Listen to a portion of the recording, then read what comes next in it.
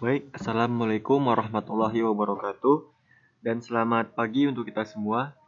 Jadi di sini saya atas nama Muhammad Husni Roja akan menjelaskan apa itu ikatan kimia.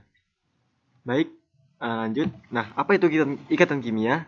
Nah, ikatan kimia itu merupakan ikatan dalam interaksi gaya tarik-menarik antara dua atom atau molekul yang menyebabkan suatu senyawa menjadi stabil.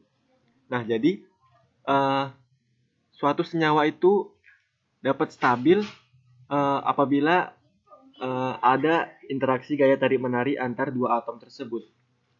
Nah, jika salah satunya itu melepas, maka yang satunya itu akan menarik. Jadi, mereka akan mencapai kestabilan. Baik, ini ada susunan elektron stabil. Nah, untuk susunan elektron stabil, ini mengikuti kaidah oktet dan duplet, di mana untuk kaidah oktet menyatakan bahwa atom-atom cenderung memiliki 8 elektron pada kulit terluar, seperti umumnya pada konfigurasi elektron gas mulia. Nah, jadi kalau umumnya pada konfigurasi elektron gas mulia itu cenderung menunjukkan angka 8 pada kulit terluarnya. Kemudian yang kedua, kaidah duplet menyatakan atom-atom dengan kulit atom kecil cenderung memiliki 2 elektron pada kulit terluarnya seperti konfigurasi gas mulia He. Nah, bisa kita lihat pada tabel di bawah ini. Nah, di sini menunjukkan bahwa umumnya untuk yang konfigurasi elektron gas mulia itu memiliki kecenderungan berangka 8 pada elektron terluarnya.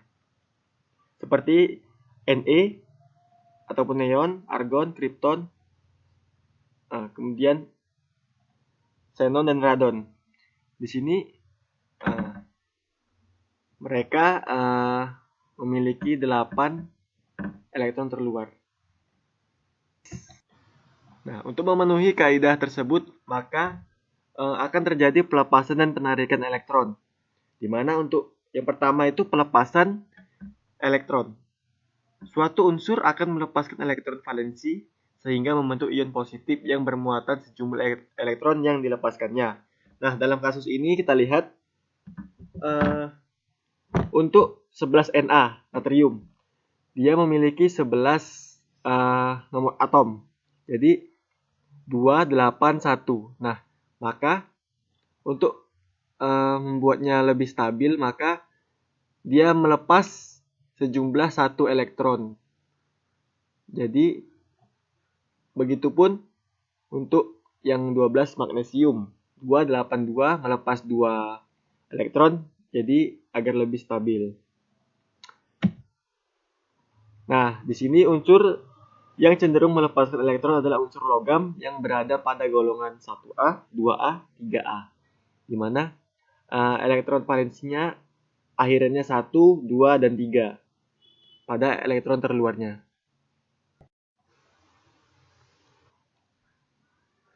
Kemudian yang kedua itu penarikan elektron. Suatu unsur akan menarik elektron dari luar sehingga unsur tersebut akan bermuatan negatif sebesar elektron yang ditariknya. Nah, jadi untuk kasus ini pada F9F fluor ini 27, dia memiliki 9. Maka untuk stabil dia memerlukan elektron sebanyak 1. Jadi dia menarik elektron sehingga tandanya menjadi negatif seperti yang ada pada slide. Begitupun pada oksigen 26 menarik sejumlah 2 elektron sehingga menjadi negatif. Nah, dalam hal ini unsur-unsur yang cenderung menarik elektron adalah unsur non-logam yang berada pada golongan 4A, 5A, 6A, 7A, di mana elektron valensinya berakhiran 4, 5, 6, dan 7.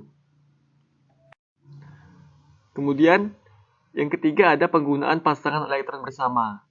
Nah, di sini atom yang tidak stabil bisa menjadi stabil dengan cara menggunakan pasangan elektron dari atom yang lain. Nah, bisa di sini dari peristiwa pelepasan, penarikan, dan penggunaan elektron secara bersama akan terbentuklah ikatan kimia. Seperti yang tadi telah saya jelaskan. Nah, di sini ada struktur Lewis. Perlu juga diketahui dalam membahas ikatan kimia, apa itu struktur Lewis. Nah, yang pertama itu struktur Lewis adalah lambang atom yang dilengkapi dengan elektron valensi. Kemudian elektron valensi memainkan peranan penting dalam pembentukan ikatan kimia. Kemudian yang ketiga, dalam membentuk ikatan kimia, atom cenderung untuk memperoleh konfigurasi gas mulia. Nah, jadi kenapa atom cenderung untuk memperoleh konfigurasi gas mulia? Karena konfigurasi gas mulia ini cenderung stabil. Gitu. Jadi selanjutnya lambang Lewis gas mulia menunjukkan 8 elektron valensi seperti yang tadi. Kemudian lambang Lewis unsur dari golongan lain menunjukkan adanya elektron tunggal atau belum berpasangan. Nah, berdasarkan perubahan konfigurasi elektron yang terjadi pada pembentukan ikatan kimia, maka ikatan kimia dibedakan menjadi 4, yaitu ikatan ion, ikatan kovalen, ikatan koordinat atau koordinasi, dan ikatan logam.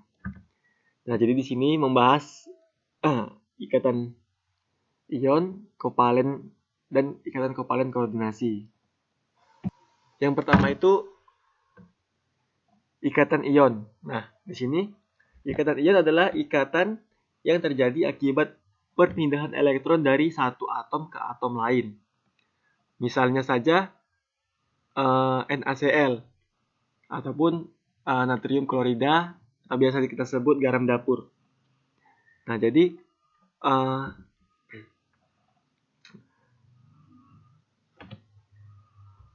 ikatan yang ion terbentuk antara atom yang melepaskan sebuah elektron dengan atom yang menangkap elektron, bukan logam. Atom logam setelah melepaskan elektron berubah menjadi ion positif, sedangkan atom bukan logam setelah menerima elektron berubah menjadi ion negatif.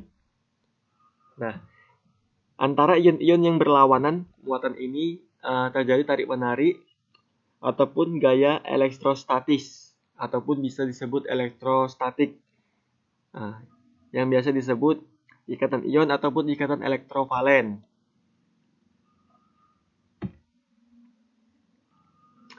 Nah, baik, itu ikatan ion. Kemudian adapun ikatan kovalen, yaitu ikatan yang terjadi akibat pemakaian pasangan elektron oleh dua atom yang berikatan, di mana untuk ikatan kovalen terbentuk di antara dua atom yang sama-sama ingin menangkap elektron. Jadi ada namanya pemakaian pasangan elektron oleh dua atom. Kemudian atom yang biasanya berikatan secara kovalen umumnya yaitu ikatan non-logam. Kemudian gabungan atom-atom melalui ikatan kovalen dinamakan molekul. Nah, molekul ini berupa unsur, misalnya saja Cl2 ataupun O2. Dan molekul senyawa, misalnya HCl, CO2 ataupun CH4. Nah, ini contoh dari adanya ikatan kovalen. Bisa kita lihat seperti di gambar pada slide. Di sini ada atom Cl tambah klorida, kemudian dia di sini berikatan secara kovalen. Jadi dia pemakaian elektron bersama. Untuk yang tadi kan hijau sebelah kanan, untuk yang kuning tadi sebelah kiri. Jadi mereka berikatan. Inilah disebut ikatan kovalen, pemakaian elektron secara bersama. Nah, kalau dilihat dari struktur Lewisnya seperti pada gambar di bawahnya, nah bisa lebih jelas. Kemudian untuk ikatan kovalen tunggal. Nah, di sini ada contohnya 2H dengan 1 elektron, kemudian ada O, kemudian dia berikatan antara H dengan O, bisa dilihat pada gambar seperti itu ikatannya. Kemudian jika dibuat secara garis, dia memiliki 1 garis tunggal gitu. Jadi dinamakan kovalen tunggal. Kemudian untuk ikatan kovalen rangkap 2, contohnya ini ada O dengan O. Dia berikatan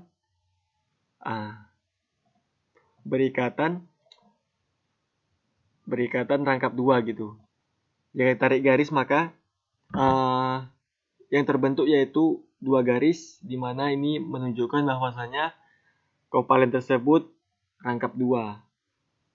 Begitupun untuk yang ikatan kovalen rangkap 3. Inilah tadi jenis-jenis ikatan kovalen. Nah, kemudian adapun ikatan kovalen koordinasi. Nah, di mana untuk ikatan kovalen koordinasi adalah ikatan kovalen yang elektron-elektron dalam pasangan elektron digunakan bersama berasal dari salah satu atom yang berikatan. Kemudian ikatan kovalen ini hanya dapat terbentuk apabila salah satu atom mempunyai pasangan elektron bebas ataupun PEB. Langsung saja kita lihat contohnya. Di sini ada contoh ikatan kovalen koordinasi. Di sini ada amoniak dan boron triklorida. Untuk yang amoniak dia memiliki PEB satu pasang PEB. Nah, di sini untuk yang boron triklorida dia kan belum oktet, jadi makanya untuk mencapai oktet kestabilan, jadi amoniak dengan boron triklorida dapat berikatan secara koordinasi. Bisa dilihat pada gambar di bawahnya.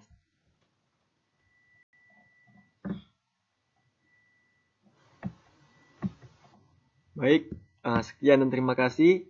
Begitulah pemaparan materi ikatan kimia dari saya. Wassalamualaikum warahmatullahi wabarakatuh.